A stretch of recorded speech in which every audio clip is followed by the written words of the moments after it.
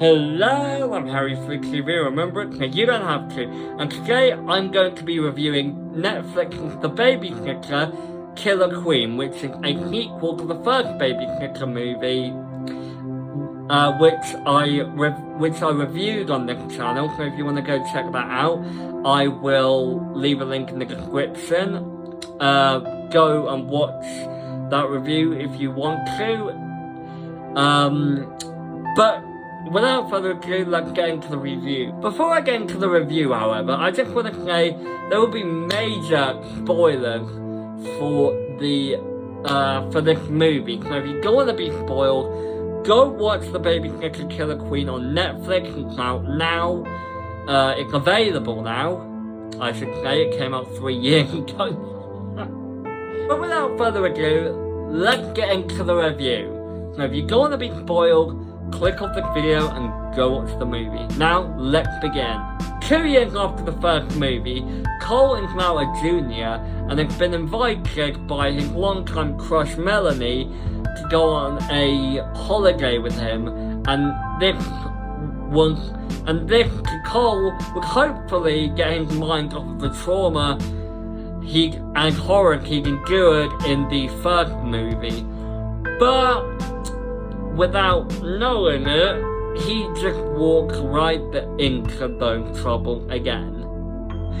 So, as for the twists and turns of this movie, I didn't really like them all that much at first, but after a few rewatches, I thought they kind of made sense, like the twist where Melanie actually signed the book, the Devil's Book as well, and first I was like, what, are you just gonna copy the first movie now? But no, actually, they actually did quite a good spin on it, and it's very subtle, but I honestly now think it kind of makes sense. I mean, Melanie grew up with quite an abusive father who only cared about his car rather than his own daughter.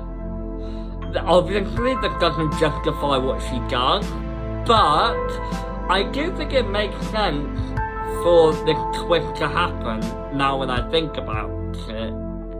I really loved the gore in this movie. It was hilariously exaggerated. The humor in this is gold. I loved how they implemented pop songs in this film, and it actually felt very fitting as well. They actually managed to amalgamate some of those pop songs into the story, like when Cole and Phoebe, his new love interest, play Apache Jump On It. They actually tie that in really well when Cole saying, oh, this is what me and my babysitter used to listen to, rather than it just playing for the sake of it. I really like that as well, and the story in this is actually quite good as well. I love how it kind of focuses on Cole's trauma from the first movie. Not a lot of horror movies tend to focus on the aftermath of the bad guy's defeat and how psychologically damaged the main character is afterwards.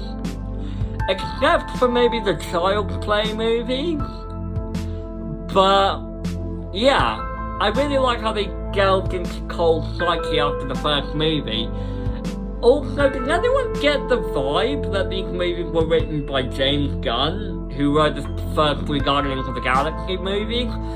I don't think they were. You can correct me if you didn't write them, but I honestly couldn't help but get the vibe that these movies were written by James Gunn, and they implemented pop songs. They're very good at combining humor with horror and heart, and they're just genuinely entertaining as well as quite horrific and heartfelt, particularly a bit like the third Guardians of the Galaxy movie. I mean, maybe I'm just hyped because of the impact the third Guardians movie has on me, and I'm just excited for James Gunn's future in the DCU, but honestly, I just get that vibe from these 2 Babysitter movies, but they were written by James Gunn, because it's kind of written in the style of a James Gunn comic book movie, in the best way possible. but that's not said and done. The twist towards the end.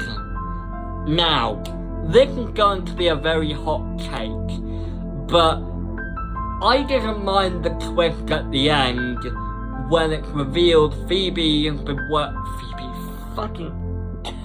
when it's revealed that Bee from the first movie has been working alongside Cole as a guardian angel to take down the devil cult and save Phoebe, and she was Phoebe's guardian angel.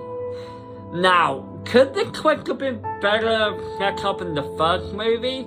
Yeah, I think it could have. Did it feel like a complete retcon? No, I don't think it did, honestly. I feel like they could have set up the twist in the second movie a bit better, maybe Bee being a little bit less cold to Cole, even after, even in the first movie, even after Cole finds out she's a bad guy. Maybe they could have made her a bit less cold and shown that she has a bit of regret and remorse. But I will say, if you pay attention to the end of the first movie, when Cole confronts Bee, and she's like lying under the rubble as she's dying, and they have one last conversation. Cole just said to her, "I loved you," and even Bee admits that she's the big bad. Like, if you pay attention to that scene, towards the end after Cole said that, "Oh, I loved you" line, you can see Bee kind of has a bit of regret on her face. Hell, on my last watch, I even noticed a tear go down her cheek. Again, doesn't it justify what she did? Not entirely, but I mean, I like to think that she was working with the devil cult this whole time to set them up and just destroy them. And honestly, maybe the twist could have been better set up in the first movie, but I'm happy with the way it turned out. And I really hope we get a third movie, and if we get a third movie, I hope it focuses on Phoebe and Cole. I keep getting the names mixed up. Phoebe. I hope that even though the third movie focuses on the relationship of Phoebe and Cole, I hope it focuses on the plot of Cole and Phoebe taking down the devil cult, and maybe Bee coming back as a redeemed ghost and becoming an ally to Cole to take them down. That's my prediction for the Babysitter 3 anyway. But yeah, overall, I think this movie was really good. It had really good heart. It had good comedy. It wasn't as scary as the first movie, but it also had bits of horror to it as well, like when Cole finds out that Melanie signed the Devil's Book. And I still think that Melanie and Bee are sisters because they look so similar and they both signed the book. That's my personal theory. Yeah, overall, 10 out of 10. The humour was really good, so was the emotion and the heart.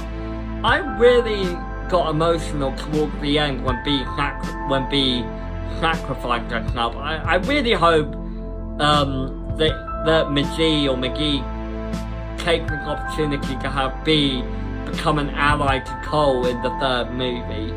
That would be really cool to see, I think. But, I mean, tell me what you guys think in the comments. Do you love the Babysitter Killer Queen? Do you not love it? Do you like it? Do you not like it?